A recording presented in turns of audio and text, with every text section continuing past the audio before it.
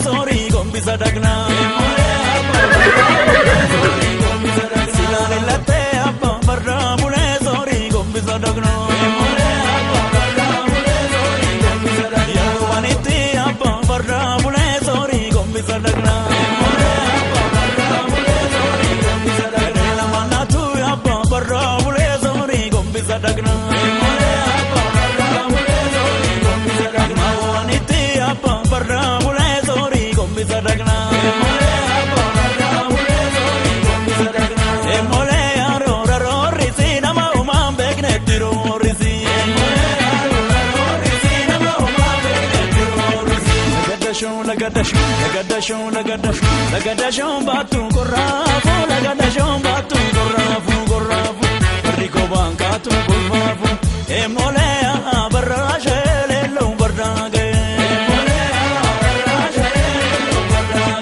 emolea shamar mare aganama wagni zarmam mare,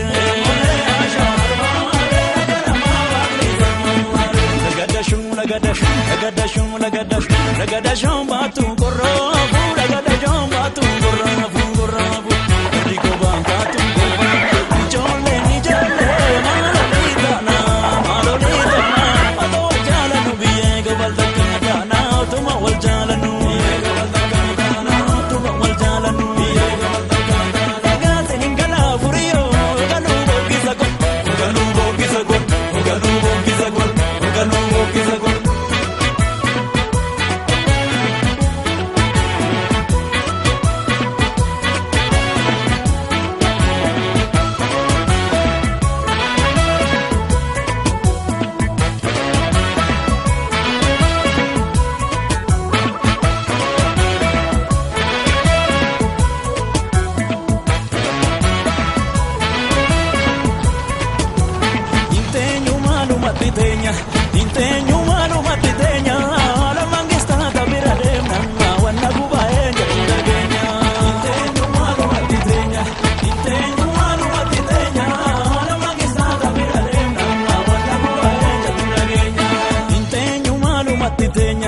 Intenya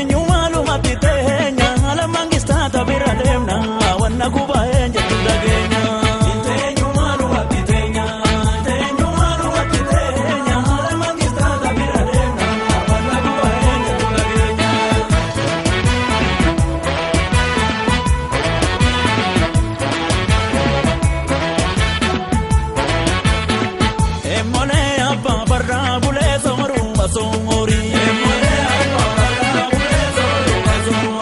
emole abba barda mule zoru masongori ale sagale ke abba barda mule zoru masongori afode mimisa abba barda mule zoru masongori ale tandame abba barda mule zoru masongori Tuda ya barra bule zoru mazongori emole ya ro risi na ma uma begne tiro risi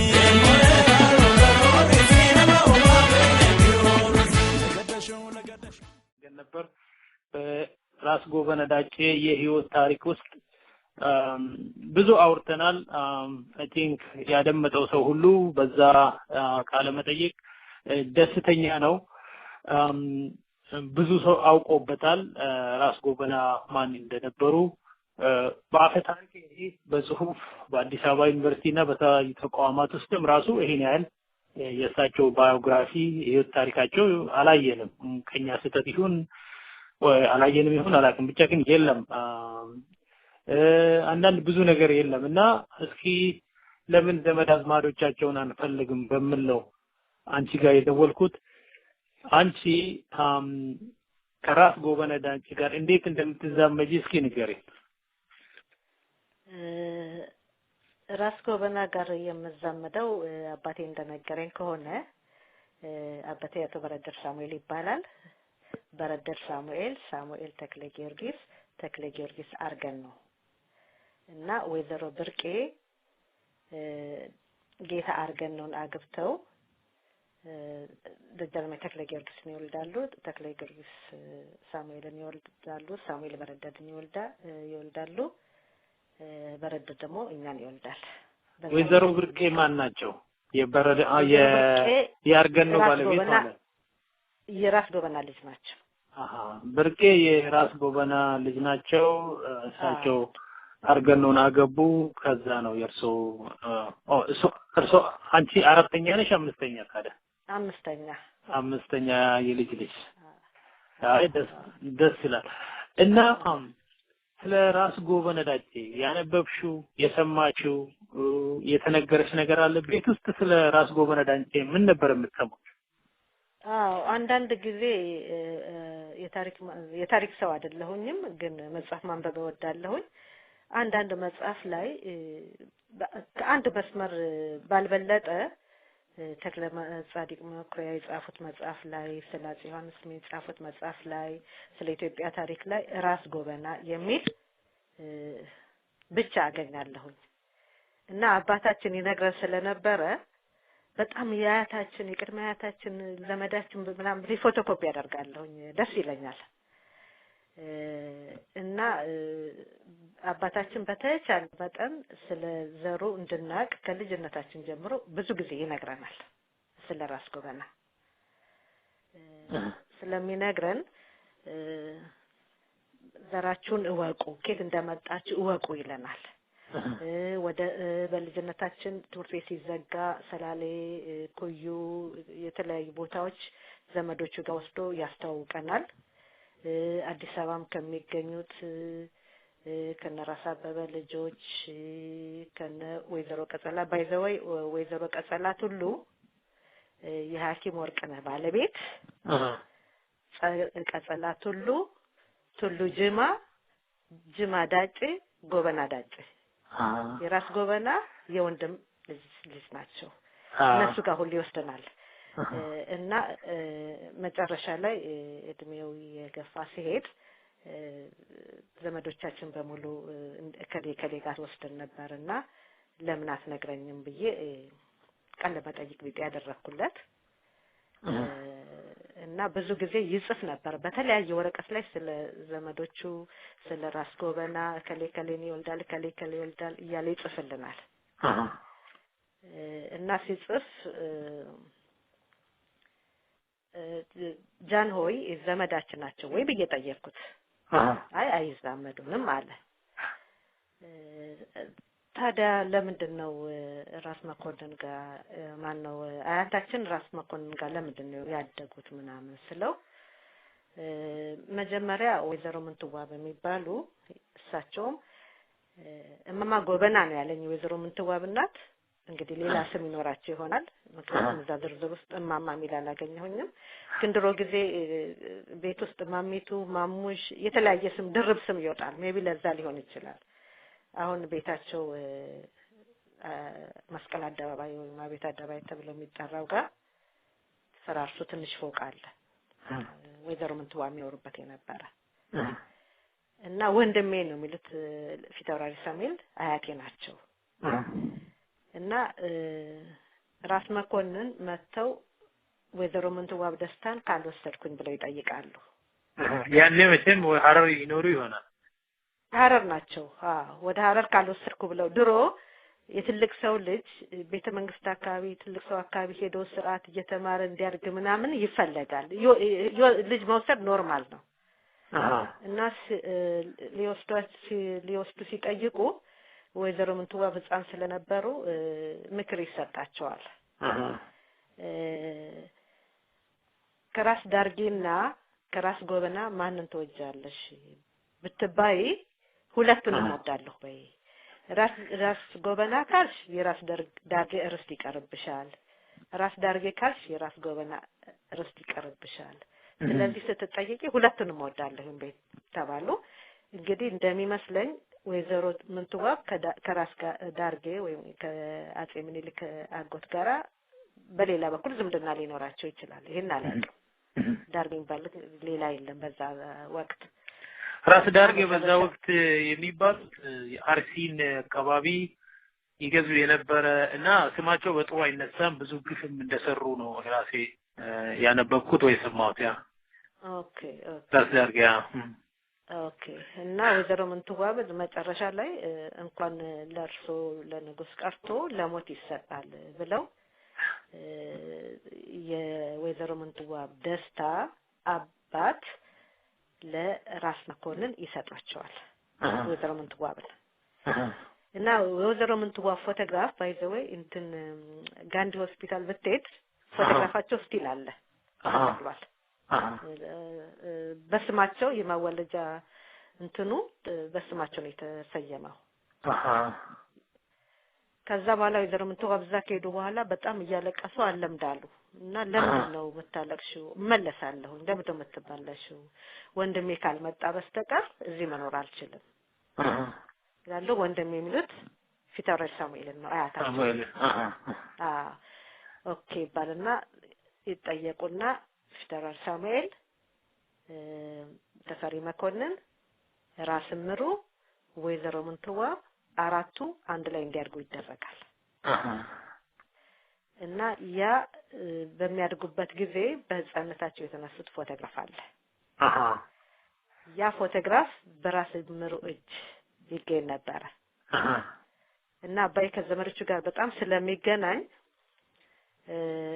ባካቸውን ፎቶግራፊ አባቴ ሲል ለልት ጽጌ ወልደ ሩፋኤል እሳቸው ራስ ጎበና የልጅ ልጅ ናቸው መሰለኝ ወልደ ሩፋኤል ጎበና አይሰጣለሁኝ ሲል እንግዲህ ድሮ ጊዜ ሳጥን ውስጥ ነው የሚቀመጠው እንደ ዛሬ አልበም የለም ግን ኖርማሊ ድሮ ሰዎች ከኋላ ይጽፋሉ ማማ እንደሆነ አባቴም ብዙ ጊዜ እንደዛ ይጽፋል በጣም የድሮ ፎቶግራፎች አሉኝ ከኋላ መጻፍ ይወዳል እና አንዱ ራስ ማን ነው ፊታውራሪ ሳሙኤል ናቸው እና ሪቻርድ ፓንክረስት ኢትዮጵያ ፎቶግራፊ በሚለው መጽሐፉ ላይ ስለ ራስ ምሩ ነው ኢንተረስቱና ስለ ተፈሪ ነው ተፈሪ with his cousin ብሎ ነው ያወጣው ኦኬ እና በቃ እሱ ፈረንጅ ነው አያውቅም ምንም አልተደነኩኝም ከአባቴ ነገረኝ ጋር ኮንታክት ማድረግ አልሞከራችሁም ከዝኑ አይደለም ብላችሁ እኔ እዚህ ስላለሁኝ አልሞከርኩኝም መጽሐፉንም የገዛሁት እዚህ ከመጣ በኋላ ነው ኦኬ ሁለተኛ ደግሞ ፓንክረስት ይሄንን ነገር የሚያውቅበት ምንም እንትን የለም ካልተነገረው በስተቀር ልክ ነው ሊያውቁ የሚችሉት የራስ ምሩ ቤተሰቦች ናቸው ልክ ነው ከዛ በኋላ እንደገና የራስ ምሩ መጽሐፍ በአማርኛ ታተመ ሲባል ሮጭ ሄጄ ገዛሁኝ። ምክንያቱም እዛ ላይ ምጓጓለሁኝ ስማቸው እንዲኖር እና እዛ ላይ ያሳተመው ማን እንደሆነ አላውቅም። እዛ ላይ ወይዘሮ ምንትዋብ ደስታ የሚለው ቀርቶ አሰገደች ምሩ ራስ ምሩ ማን ነው አሰገደች ብሩ ራስ ምሩ ተፈሪ ተብሎ ከዛ በኋላ ዳሽ ዳሽ ዳሽ ነው የተደረገው። አራተኛው አንተን አልተባለም። እና ይሄ ፎቶግራፍ ከቤተሰብ ሌላ መረጃ ነው ሁሉ ጊዜ ተጨባጭ መረጃ ነው። ማከማ ጋር ኖረ ማማ ጋር አደገ ለወረቀት ብቻ አይደለም ፎቶግራፍ።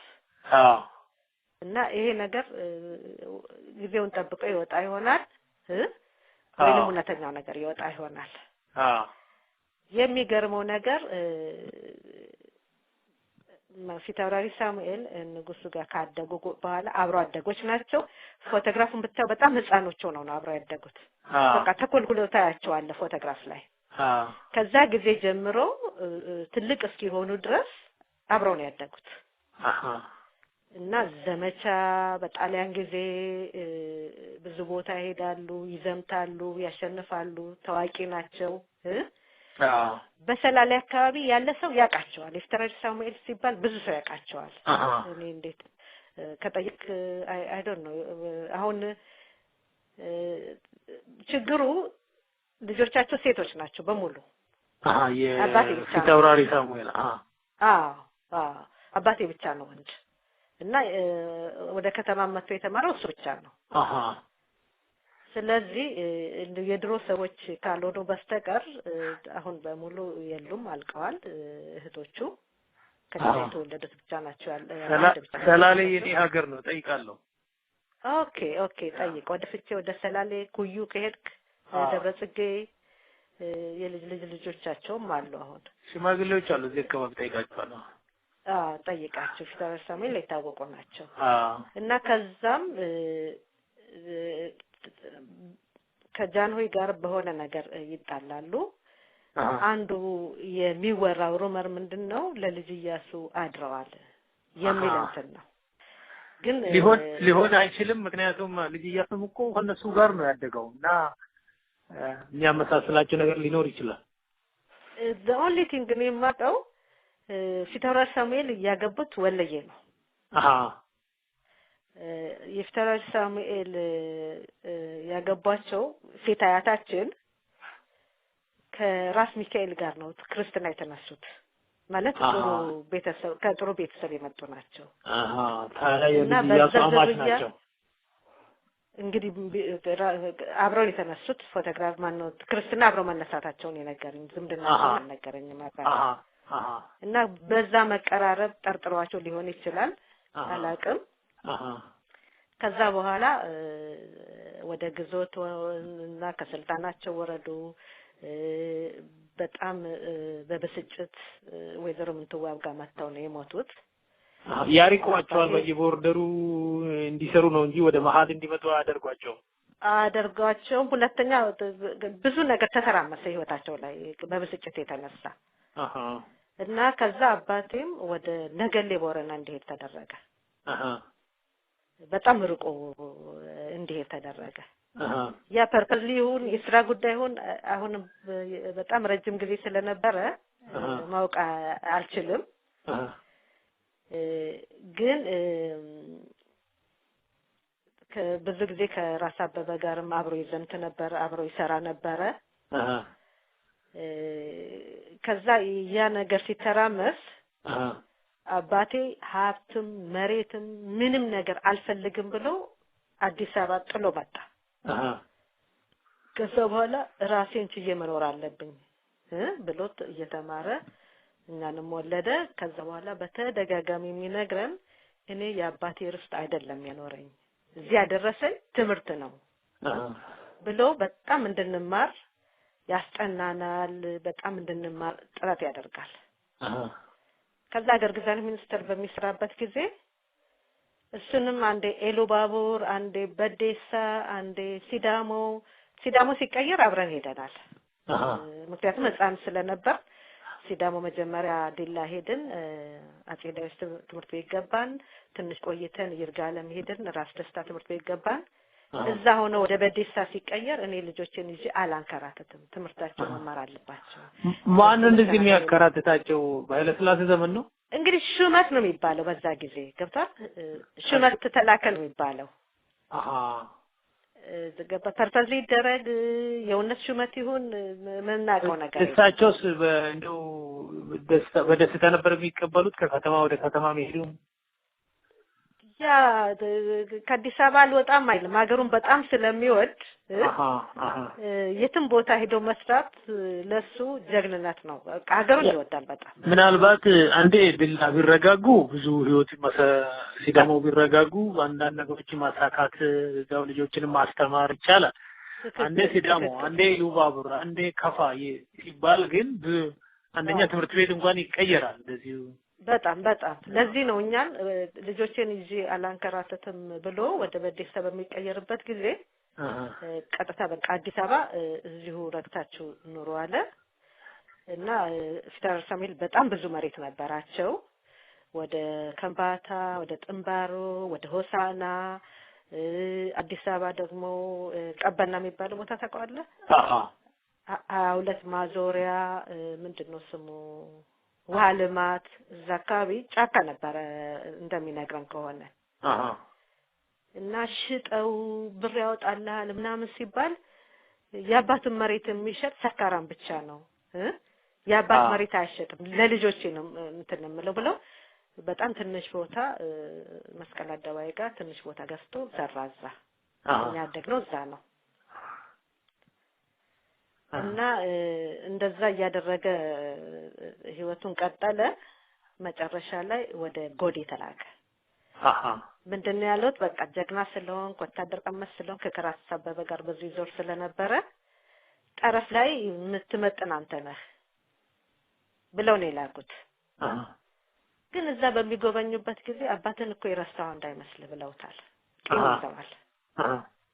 ቂም ይዘዋል ያ ቂም እንዳለ ነው እና ተነስቶ እንደሌላ ቪላ ቤት ሌላ መሬት አዲስ አበባ ተደላድሎ መቀመጥ ምናምን አልገጠመው እህቶቹም በተራፍ ፔዛንት ናቸው ምንም የተጠቀምነው ነገር የለም ከናክስቶቻችን ከናጎት ወንድሱ ብቻ ነው ብያለሁ ምንም ሳንቲም ነገር የተጠቀምነው የለም ሁላችንም ግን አንድ ጥሩ ነገር የሰራው እሱ ከዛ አምልጦ መጥቶ ተምሮ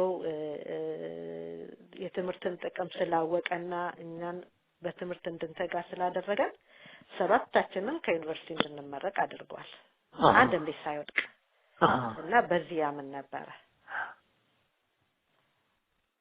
አይ በጣም ጥሩ ነው በዛ ዘመን የትምህርት እድልም ብዙም አልነበረም የመማር ፍላጎትም አልነበረም ትክክል ያ በዛ ዘመን መማር ያስፈልጋል ብሎ ልጆቹን ማስተማር ትልቅ ነገር ነው ብዙ ጊዜ ትዳር ገባል ልጅ ወለድ የልጅ ልጅ ምናምን በሚል ላይ ነው ሰው የሚያተኩረው እሱ ግን በጭራሽ አግቡ ትዳር ያዙ የልጅ ልጅ ምናምን የሚል አይነት ሳይሆን ሰው ቤት ልጆች ሲጠይቅ ሲሄድ ከረሜላ አይደለም ይዞ የሚሄደው እርሳስና ደብተር ይዞ ነው የሚሄደው ሰርቲፊኬታቸውን አንጡ ብሎ ይጠይቃል እኛንም ሁሉ ጊዜ በትምህርት ያበረታታናል ከሰርቲፊኬታችን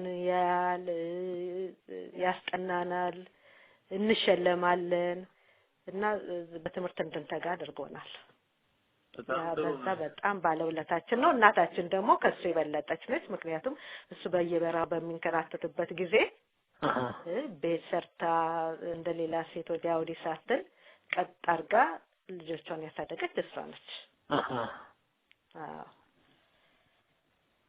very interesting so የፊታውራሪ ሳሙኤል ጉዳይ እንግዲህ በዚህ የሚያደምጠን እንዲገባው ብዙም ያገኙት ነገር የለም ገና ለገና ከልጅ ኢያሱ ጋር ወግናል በሚል ጀነው ያገሏቸው ነበር ይሄ ነገር ግን ሊያያዝ ይችላል ምናልባት ከጎበና ታሪክ ጋር እሱን አላውቅም። ምክንያቱም ከሱ አልፎ ወደ አባታችን እኮ አልኩ ከፊታውራሪ ሳሙኤል አልፎ ወደ አባታችን ሄዶ እንደውም አባታችን ባልተጠቀመበት ምንም በማያውቀው ነገር ጭራሽ ሄዳኑ የዘመድ ተብሎ የታሰረው ደርግ በሚገባበት ጊዜ የውጪ ተመልካች ነው የውስጥ አዋቂ አይደለም። የውስጥ አዋቂ አይደለም።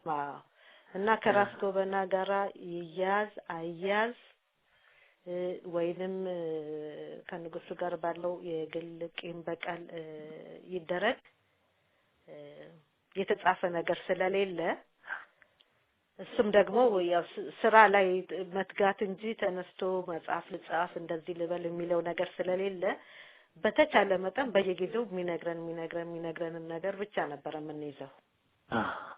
አሁን ራስ ጎበና ከምኒልክ ባላነሰ ሁኔታ ነው ኢትዮጵያን ሜክ ያደረጓት ማለት ነው ኢትዮጵያን የሰሯት እና ለራስ ጎበና ማስታወሻ የተደረገ ነገር አለ በኢትዮጵያ ውስጥ እናንተ የምታውቁት? ምንም የተደረገ ነገር የለም።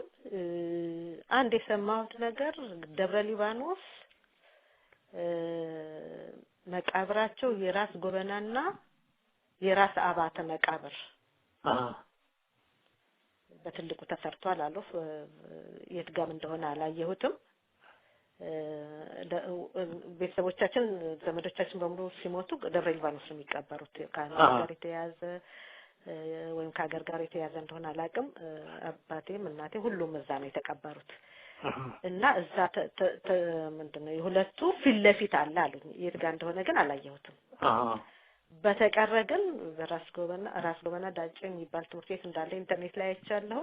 እዚህ ወደ ወሊሶ አካባቢ ሃይ ስኩል አለ።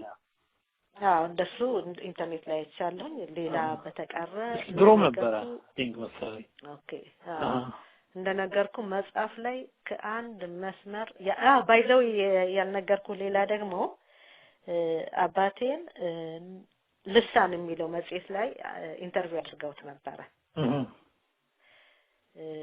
እና ስጠይቀው እኔ ለምንድነው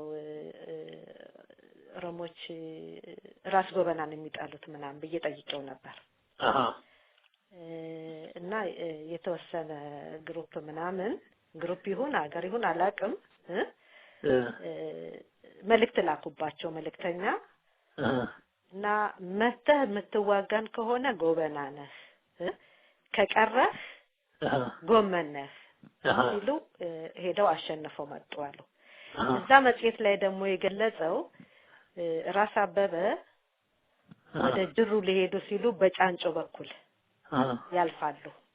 በጫንጮ በኩል ሲያልፉ እዛ ያሉት ኦሮሞዎች በሙሉ በመሳሪያ ከቧቸዋል። አናሳልፍም ብለው ሲከቧቸው ራስ አበበ ከጭፍሮቻቸው አንዱን በሽልክ አድርገው ወደ ራስ ፊታውራሪ ሳሙኤል ቤት ይልካሉ።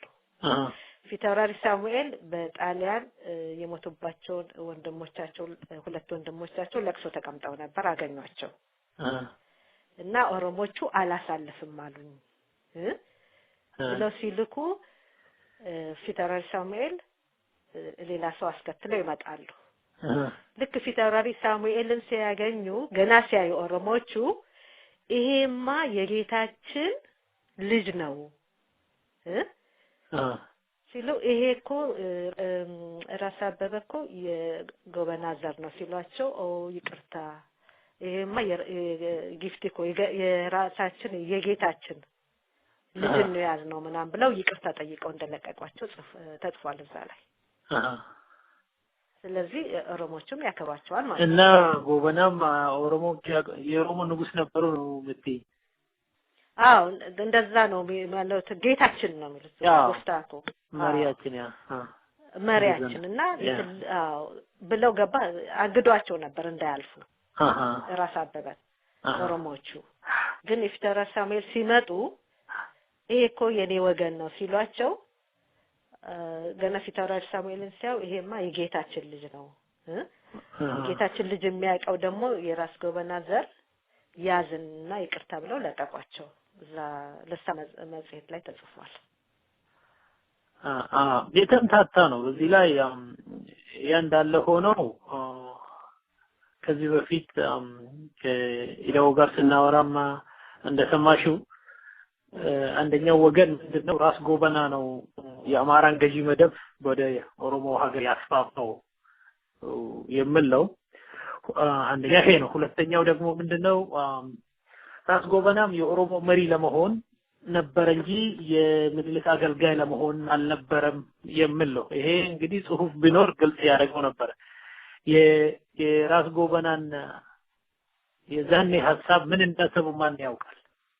ማንም አያውቅም።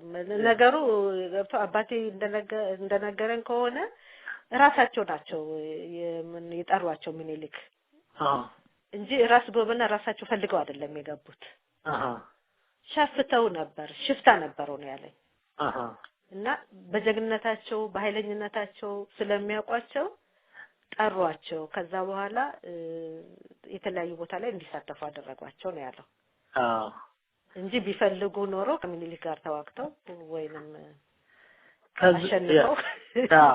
ከዛ ነበር አገሪቷ ከተቃናች በኋላ ግን ብዙም ምኒልክም የድሮም ቦታ አልሰጧቸውም። እንደውም አሁን አንቺ ስለ አያትሽና ስለ አባትሽ እንዳልሽው ማለት ነው እሳቸውም ከሁሉ ጫወታ ገለልተኛ የማድረግ እንደዛ ነበረ ይባላል። ይሄን ሰምተሻል? ሀገሪቷ መስመር ከያዘች በኋላ ማለት ነው። በፊት እነሱ ወደ ደቡብ ከመዝናታቸው በፊት ኢትዮጵያ የዛሬውን ወይ የቅርጽ አልያዘችም። መስመሩን ቅርጽ ካስያዙ በኋላ ኢትዮጵያ እስከዚህ ነው ካሉ በኋላ የምኒልክ ስልጣን ከተረጋገጠ በኋላ የጎበና ሚና እንዲያበቃ ብዙ ተሳትፎ አድርጎ አስወገዱት የሚባል አለ። በጦርነት ጊዜ ተፈልጎ ነው አይደል? ጦርነት ጊዜ ተፈልጎ የጦር ጀነራል ሆኖ ተሹሞ ነው። ያ ከዛ በኋላ አድምጠሻል የእንትናን የኢዳውን ኢንተርቪው? ያ ከዛ በኋላ ግን ያ እሱን ነገር ሰምተሻል ወይ ለማለት? አይ እሱን አልሰማሁኝም። ለማኖር አባቴን ጠይቀው ነበር። ዝም ብሎ በሶስት ቀን በአጭር ቀን በሽታ ሞቱ አላሉ ወዲያው ነው የሞቱት አይነት ነገር ነው ያለኝ። ያን ጊዜ ምንም የሚያውቀው ነገርም የለም። ቢያውቅ ኖሮ ይነግረኝ ነበር። እንዴት ሞቱ ብዬ አላለ ከምኒልክ ጋራ ምንድነው ግንኙነታቸው? ያው ጀግና ስለሆኑ ፈልገው እንዳመጣቸው ነው የሚታወቀው። ከዛ በኋላ ደግሞ ታሪካቸው ደግሞ የስም መጽሐፍ ላይ ለመጻፉ ደግሞ አጠያቂ ያደርገዋል። ልጆች ስንት ልጆች አላቸው ይሁን በቁጥር? እኔ አዲስ አበባ አንድ አክስቴ የራስ ጎበና ቤተሰብ የሚል ማህበር እንደተቋቋመና አባል እንደነበረች ትነግረኛለች። እና በጣም ብዙ ናቸው ነው የምትለኝ። ስትነግረኝ ከግሪክ ሁሉ ወልደዋል ነው የምትለኝ። አሁን በህይወት አለች። ግን ማን ነው እዚህ ኢንተርኔት ላይ የወጣው ዝርዝር ስሞች ምናምን አባቴ ከሰጠኝ ጋራ አሁን እንዳልከው የወይዘሮ ቀጸላ አልተጠቀሰም። ያው ወንድም ስለሆኑ ታደሰታቸው የሚባሉ በገና የሚጫወቱ ሰው ነበሩ። እሳቸው የራስ ጎበና ዘር ናቸው፣ አልተጠቀሰም። እሱን የሆኑ እንትኖች ጽፎልኛል። ኦኬ ከሳቸው ጋር ነው የወሰደው ከታደሰታቸው፣ ግማሹ ደግሞ ራሱ በሚያውቀው ከሳቸው ልጅ የተወለዱ የልጅ ልጅም ይሁን ብቻ ከራስ አበበ በላይ ወደ ኢትዮጵያ ስልጣን የተጠጋለን ማንም የለም። ራስ አበበ መንግስቱ ንዋይ ገደላቸው። ከዛ በኋላ የጎበና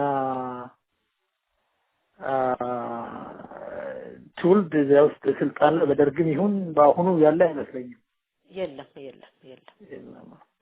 ይሄ ሳምባ ነቀርሳ ሆስፒታል የራስ ጎበና ቤተ መንግስት ነበር አሉ። ብታውቂ ነገር አለ? እሱን የማውቀው ነገር የለም። ከኦርዶኖ ሰማሁት። ኦኬ ቤተ መንግስትም እንዳላቸው አልጠየቅኩትም አባቴን። በሰዓቱ እንዲሁ ጽሕፈት ቤት ሊሆን ይችላል ኦፊስ ሊሆን ይችላል። አዎ እንደነገርኩ እሱም በልጅነቱ ስለወጣ አባቱ ሌላ ቦታ ነው ያደጉት እንደነገርኩ። ከዛ በኋላ ዘመቻ ላይ ናቸው በአብዛኛው እና እሳቸው የሚነግሩትን ነው እና ሌሎች ዘመዶች የሚነግሩትን ነው ለኔ ነገረኝ።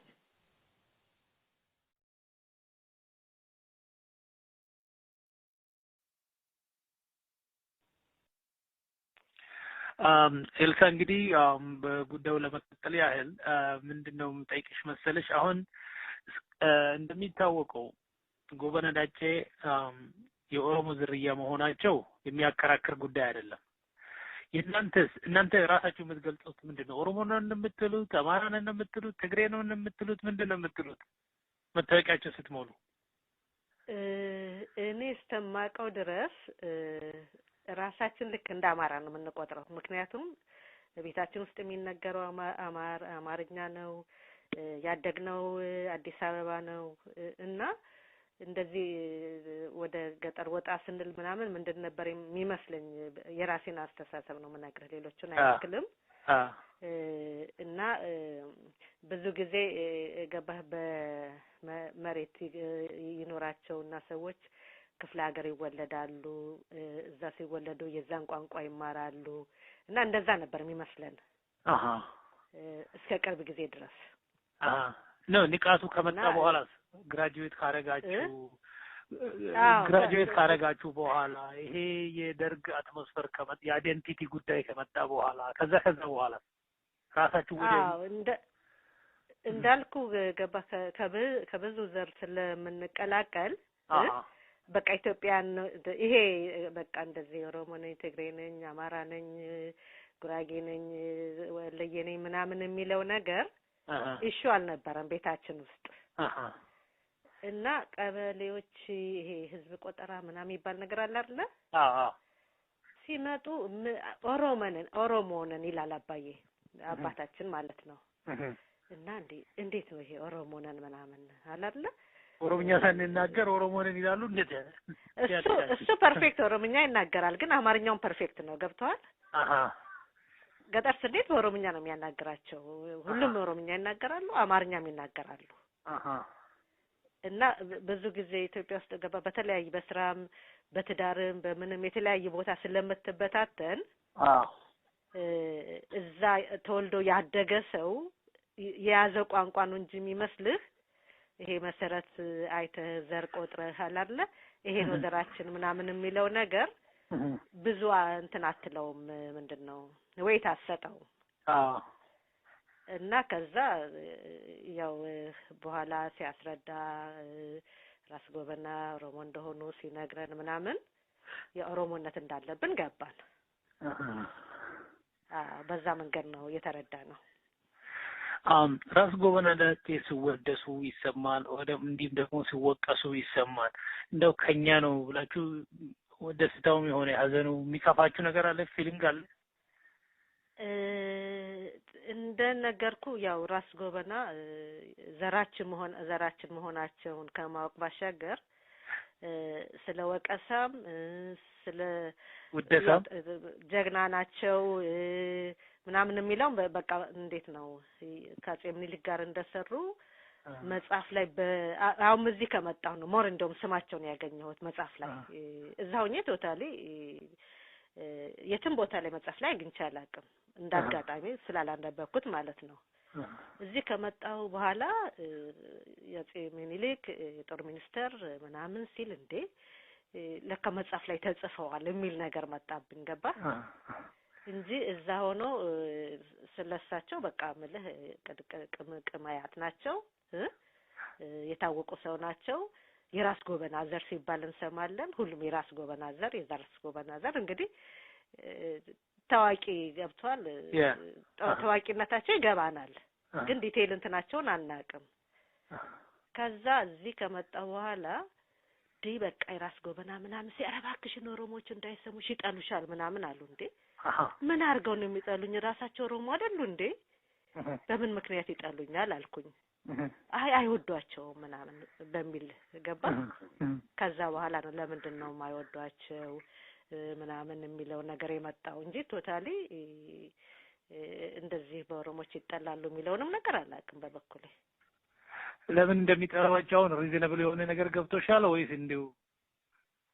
ምንም አልገባኝም። መጨረሻ ላይ አባቴን እንደዚህ ስጠይቀው ከሰማሁ በኋላ ዘመድ ጥየቃ ሲሄድ ማለት ነው ወደ ሀገር ቤት አንዳንድ ነገር ስጠይቀው ስለሱ ለምንድን ነው ግን ኦሮሞዎች የሚጠሏቸው ስል አንድ ታሪክ አለ። ዝም ብሎ ሲምፕል ነገር ነው። የሆኑ ሰዎች መልእክተኛ ላኩባቸው። በድሮ ጊዜ በፈረሰኛ ይላካል። ለምሳሌ አሁን ጤፍ ልኮ ሰራዊቴ ይሄን ያህል ነው ሲባል ቆልተው እንደመለሱላቸው አይነት ተክለ ጻዲቅ መኩሪያ እንደጻፉት እንትን እና መተህ ከተዋጋህ ወንድ ከሆንክ መተህ ከተዋጋህን ጎበና ነህ፣ ፈርተህ ከቀረህ ግን ጎመን ነህ የሚል መልእክተኛ ላኩባቸው። ከዛ በጣም ኃይለኛና ህልከኛ ስለሆኑ ጎመንነቴን አሳይሃለሁ ብለው ሄደው ተዋጉ። ይሄን ታሪክ ነገረኝ። በቃ ሌላ ገብቷል። ይሄ ዲቴይል የሆነ ከዘርዘር እንትን የሚል እንዲህ አድርገውናል ምናምን የሚል ነገር ምንም ነገር አልነገረኝም። አይ ጥሩ ነው እንግዲህ እኛም ዋናው ጉዳይ ይሄንኑ መሰረታዊ ነገር ጎበና ከየት ተነስቶ እየደረሱ የነሱ ትውልድስ የት አሉ? እንደው ተከትሎ ደግሞ መቼም ከኦሮሞ ውስጥ አንድ የመሐመድ ሐሰን መጽሐፍ ላይ ይመስለኛል ያነበብኩት ከኦሮሞ ዝርያ ውስጥ በኢትዮጵያ ስልጣን እርከን ላይ ትልቁን ቦታ የያዙት ራስ ጎበና ናቸው። ራስ የሚለው ታይትል በጣም ትልቅ ፖዚሽን መሰለኝ እኔ እስከሚገባኝ ማለት ነው። በሰዓቱ በትልቅ ፖዚሽን ነው ለራስ የደረሰ ኦሮሞ በዛ ዘመንም አልነበረም። በዛ በስልጣን ግምት አንፃር እሱ ትልቅ ነው፣ ትልቅ ስልጣን ነው እና ከዛ ያን ያህል የደረሱ ሰው ዘመዶቻቸው ልጆቻቸው የልጅ ልጆቻቸው የደረሱ ታሪካቸውስ በተጨባጭ አውቶባዮግራፊ እንዴት አይኖራቸውም ወይ አንድ ሰው ከዘመድ አዝማዶቻቸው እንዴት አልጻፉም ብለን እንዲሁ ስንወያይ ነው ይሄን ነገር እንግዲህ በሚዲያ እየቀዳን ማስቀመጥ አለብን ብለን ከጓደኞቻችን ጋር የጀመርነው። የጎበና ጉዳይ እንግዲህ አንቺን በተመለከተ እዚህ ላይ ልናበቃ እንችላለን። ሌላ የምትዛመጁ አለ ለምሳሌ እንደነ ራስ መስፍን የመሳሰሉትን? አዎ ራስ መስፍን እንዛመዳለን። በጣም ህፃን ትዝ አይለኝም ቤቱም ወዴት አካባቢ እንደሆነ ምንም በጣም ህፃን ነኝ። ይወስደን ነበረ ወይዘሮ አስካለ ጋረደው ጋር። ወይዘሮ አስካለ ጋረደው የራስ መስፍን እናት ናቸው። እና አሁን ትልቅ ከሆንኩ በኋላ አባቴም እድሜው እንትን እያለ ሲሄድ አንዳንድ ነገሮችን መመዝገብና መያዝ አለብኝ በሚል በጀመሪያ የጠየቅኩት ወይዘሮ አስካለ ጋረደው ጋር ተወስደን ነበርና ምናችን ናቸው ብዬ ጠየቅኩት። ዘመዳችን ናቸው አለ ሲል አያቱን እንዳገቡ አውቃለሁኝ። ደጃዝማች ተክለ ጊዮርጊስን እንዴ አያትን ስላገቡ እንዴት ነው ገባ? እሳቸው ፊታውራሪ ሳሙኤልን ስላልወለዱ ለኛ ዘመድ ሊሆን አይችሉም። እና ታዲያ በምን ምክንያት ነው ዘመድ የሆኑን? የአያት ሚስት ናቸው ለምን ተዛመዱን አልኩት። አይ ታሪኩ እንደዚህ ነው ብሎ አጫወተኝ። ማነው ደጃዝማች ተክለ ጊዮርጊስ ከወይዘሮ አስካለ ጎበና ጋራ ለመጋባት ይፈልጋሉ። ከወይዘሮ አስካለ ጋረደው ጋራ ይቅርታ። እና ለመጋባት ይፈልጉና ድሮ ጊዜ ገባህ ያው ከአጼ ምኒልክም ጋር እንግዲህ በቤተ መንግስት ምናምን አካባቢ ያለ ሰው ትልልቅ ሰው ምናምን ይገናኛል እና ፍቃድ መጠየቅ ነበረበት። እና ሄደው ልንጋባ ነው ፍቃዱልን በሚሉበት ጊዜ አለኝ እንግዲህ አባቴ የሰማውን ነው እሱም የሚነግረኝ እኔም እሱ ያለውን ነው የምነግርህ። እና በሚጠይቁበት ጊዜ እናንተማ አትጋቡም ምክንያቱም ዘራችሁ ከሌቢ ወልድ ከሌቢ ወልድ ከሌ ብለው ከአምስት አያልፍም አምስተኛ ናችሁ ጋብቻ በኢትዮጵያ የሚፈቀደው ከሰባት ትውልድ በኋላ ነው አሏቸው ደጃዝማች ቆጠሩና ኦኬ እኔ አምስት አልከኝ አለው አሁን ከዛ 1 2 5 እኔ ስድስተኛ እሷ ሰባተኛ ስለዚህ ሰባት ሞልተናል ምን ነው ይፈልጉት አለ ለሱ ማለት አይደለም ራሱ ሲመጣ ሰባተኛ ትውልድ በኋላ ነው መጋባት መጥተችሉ ሲሏቸው ተደብቀው ሄደው እንጦጦ በቁርባን ተጋቡ እና ከዛ በኋላ በቁርባን ከተገባ በኋላ በኦርቶዶክስ ቤተክርስቲያን አትፋታም ስለዚህ ባልና ሚስት ሆኑ ኦኬ እና ወይዘሮ አስካለ ጎበና የራስ ጎበና ዘር አለባቸው በሱ አገላለጽ ምክንያቱም ባይኖርባቸው ያንን ፍቃድ አይጠይቁም ነበር አጼ ምኒልክም አይከለክሉም ነበር ዘመዳሞች ናቸው አትጋቡም አይሏቸውም ነበር እና እንደዛ ብሎ ነው ያስረዳል በራስ መስፍን ሀገር ፀሐይ አትጠልቅም ይባላል ይሄን ታውቂያለሽ አንቺ በጣም የታወቀ አባባል ነው እሱ እኔ ነው በጣም የሚያስቅ ነገር ልንገርህ አንድ ጓደኛዬ ሆሳና ወይዘሮ አጥቄለሽ የሚባሉ እሳቸውም ዝምድና አይኖራቸው አላቅም የሴት ባላባት ናቸው ታቃቸዋለች እና ሆሳና ነበርኩ ምናምን ስትል ልጅቷ ወይዘሮ አጥቄለሽን ታቂያቸዋለሽ ወይ ምናምን በሚል ወሬ ያነሳል እና ሆሳና ነበርኩኝ እንደዚያ በዛ ከልጅቷ ጋር እንቀራረባለን እሳቸውን ስለማቃቸው ዘመዳቸው ስለሆኑ አሁን ልጅቷ በጣም ቀልደኛ ነች እና የራስ መስፍን ልጅ ትወልዳለች አለች በምትወልድበት ጊዜ አንድ ምስኪን ገበሬ መሬቱን እንዲለቅ ይጠየቃል የሚጠየቀው መሬቱን የያዘውን መሬት እንዲለቅ የሚጠየቀው የአራስ ጥሪ ለልጃቸው ለመስጠት ነው መሬቱን ከዛ ገበሬው በጣም ተናደደና እንደ የራስ መስፍን ልጅ ትወልዳለች እንጂ ወርቅ ትወልዳለች እንዴ እኔ ለምንድን ነው ከርስት የምነሳው አለና በደንብ ይሄን ታሪክ አውቃለሁ ምናምን ብላ ስትነግረኝ አዎ እንደዚህ ዘመዳችን ናቸው አውቃቸዋለሁ ምናምንና ብዙ አስቂኝ ነገሮች ይነገራሉ ስለሳቸው ገባ አሁን ልክ ፀሐይ አትጠልቅም አይነት ልጃቸው ስትወልድ ደግሞ ሌላ ገበሬ ከቦታ ተነስተው ለልጃቸው ያንን አራስ ጥሪ ሊሰጡ ሲሉ እንዴ የራስ መስፍን ልጅ ነው እንጂ የምትወልደው ወርቅ ትወልዳለች ወይ እኔ ምን ነው ለየት አለብኝ ነው ነገሩ አዎ ለየት አለብኝ ምናምን እና በደርግ ጊዜ ደግሞ ገባህ እጃችሁን ስጡ ምናምን ሲባል ደርሻለሁኝ እየመጣሁ እጃችሁን ካልሰጣችሁ መሬታችሁ ይወረሳል የሚል ነገር ስለነበር የሰማሁት ነው የምነግርህ እውነት ይሁን አይሁን አላውቅም ግን በእውነት በሬዲዮ ይተላለፍ ነበር መጥቻለሁኝ እዚህ ደርሻለሁ ምናምን ይሉ ነበር እየመጣሁ ነኝ አትረሱ ደርሻለሁ ምናምን ከዛ ነው የያዟቸው እና በቃ አንድ ሰው ሲዘገይ ምናምን እንደራስ መስፍን መጣሁ እያልክ መንገድ ላይ ቆየህ ምናምን ይባላል ሰውዬው መጣሁ ታያሉ አልመጡም መጥተውማ ተያዙ ደርግ አሰራቸው ግን አልነበሩም ገባህ እጃችሁን ስጡ በሚባልበት ጊዜ ደርግ ነው የገደላቸው አይ ደርግ አይደል እንዲገደላቸው ደርግ ነው አለቅም እጅ ናቸው እንጂ ልክ ነው ደርግ ያናለ እንትን ካልሰጣችሁ ምንድነው እጃችሁን ካልሰጣችሁ ንብረታችሁ በሙሉ ይወረሳል የሚል ነገር ተነገራሉ እና በሚነገርበት ጊዜ ሁሉም ቅርብ ያሉት ፈርተው እጃቸውን ሰጡ እሳቸው ግን መሬታቸው ጋር ስለነበሩ እየመጣሁ ነኝ ጠብቀ እዚህ ደርሻለሁኝ ሸኖ ደርሻለሁ ምንድሴ ደርሻለሁ እያሉ እኮ ሀገሩ ሸዋ ሁሉ የሳቸው ነው አለዛ ነው መሬቱ ማልቅም ያው በመኪና ካልሆነ በእግር በዛ የሚታወቁት ይችላል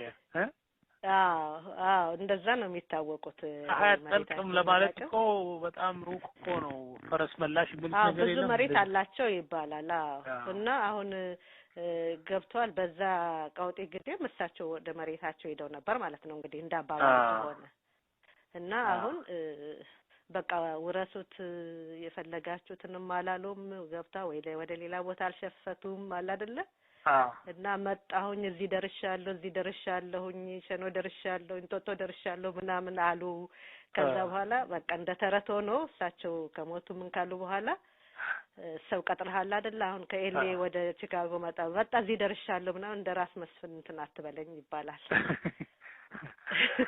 ልጆቻቸውን ያቃሉ አንድ እኔ ያነበብኩት አለ አንድ ጃጋማ የሚባል ልጅ እንዳላቸው ጃጋማ ከዛ አንድ ሴት ልጅ ደግሞ አለቻቸውና እሷ ሴቷ ልጅ ፈረንጅ አግብታ በፊቺ ላይ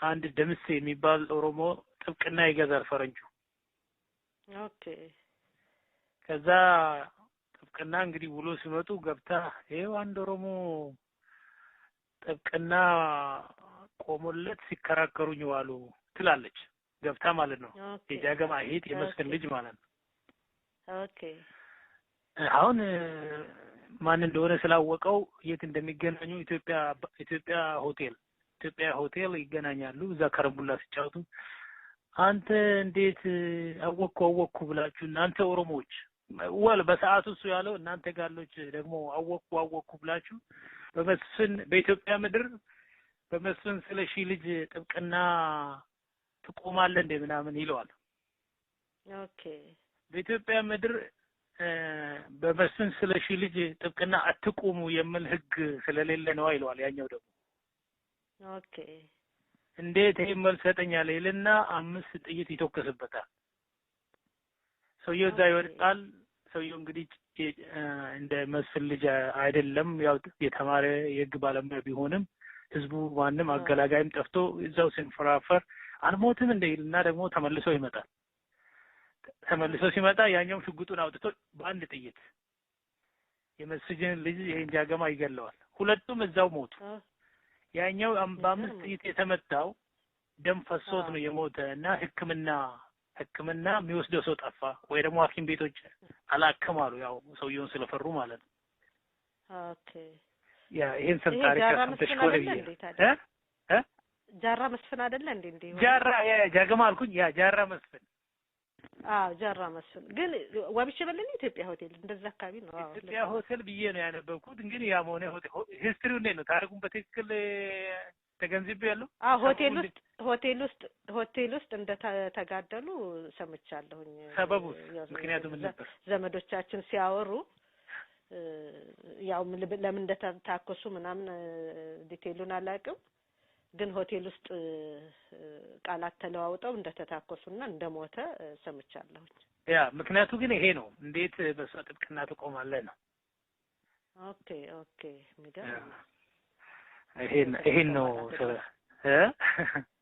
ህይወትን እስከ ማጣት ድረስ አልኩኝ አይ ነው ታኛ ሀገር ታሪክ እንግዲህ ይሄ ነው ኤልሳቤጥ እንግዲህ ብዙ ነው የተጫወትነው ከዘመዶቻችሁ የራስ ጎበናን ታሪክ እኔ የተሻለ አቃል ምልካለ ለወደፊትም እናስተናግዳለን ለዛሬ ግን እግዚአብሔር ይስጥልን አመሰግናለሁ ወልቂጤንታች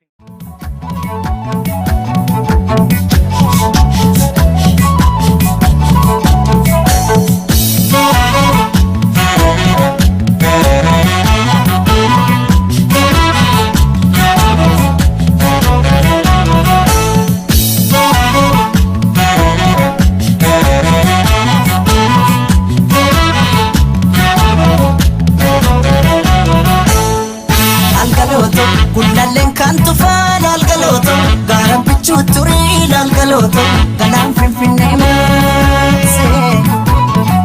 Algaloto, sinaka jalala algaloto, maniram faganu algaloto, jalanu fagese. Algaloto, unalen kantu fan algaloto, garam pichu turi algaloto, galang finfinne mase.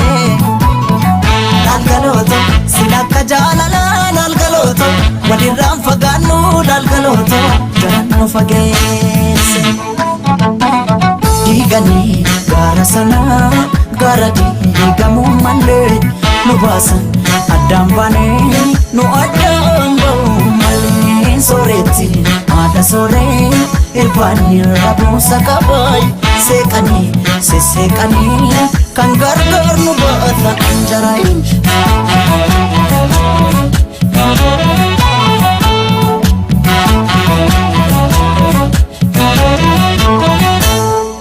Ogalaaleetiya qotiyoon abbaan didaa yaadidaa harkoota keessa.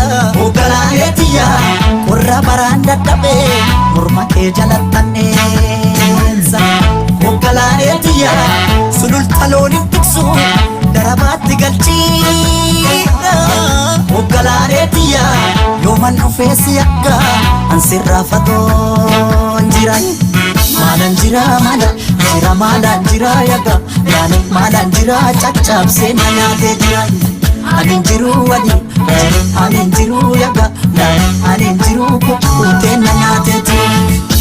Kotee nami ciisanii darbatee yaga kotee nami ciisanii darbatee. Rafeen buluu namni morma abdatee yaga maalan jira caccabsee na nyaatee jira.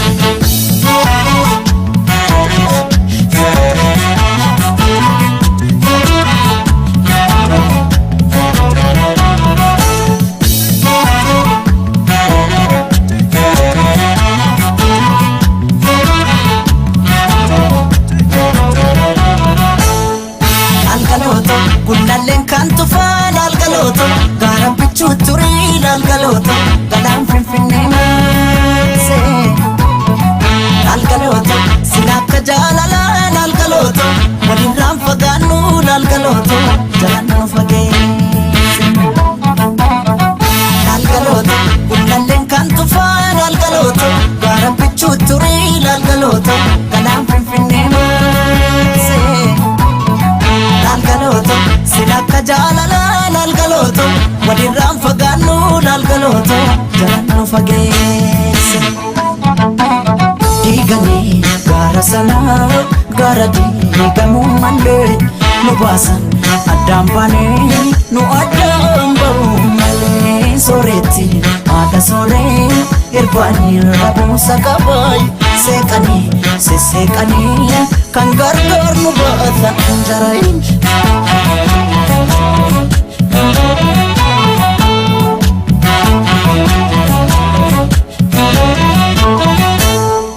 Ogalaaleetiya farda siidaa katanii siidaa dabalee suurii. Ogalaaleetiya erga nu daangeessanii barrii turee buulee. Ogalaaleetiya waddeessi jiraa gubee amboorraa calaqqiisi. Ogalaaleetiya narraa fagaatte jedhee si yaaduun kiyya yoo mafe. Maala nafee akka yaani maala nafee caccabsee na nyaatee lafee. Anin jiru yaga anin jiru kukkutee na nyaatee ture. Cuwaa jetti simbirroon halkanii yaga cuwaa jetti simbirroon halkanii. Nama garaan dhaane mammuun harkanii yaga maalan jira caccabsee na nyaatee jira. Maalan jira yaga maalan jira caccabsee na nyaatee jira. Anin jiru yaga anin jiru kukkutee na nyaatee jira. Kotee nami ciisanii darbatee yaga kotee nami ciisanii darbatee. Rafeen buluu namni morma abdatee yaga.